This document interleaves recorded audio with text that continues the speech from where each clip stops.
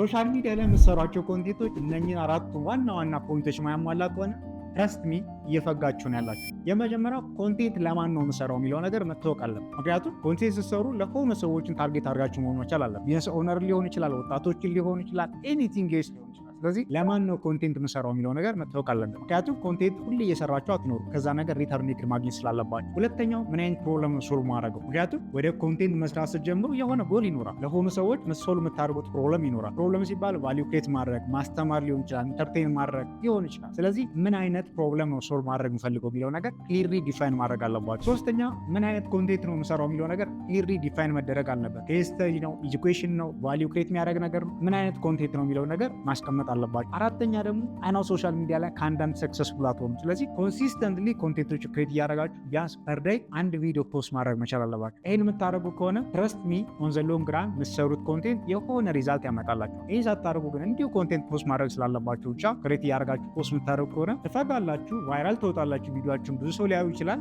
ነገር ግን የምታገኙት ፋይናንሻል ሪተርን አይኖርም ማለት ነው።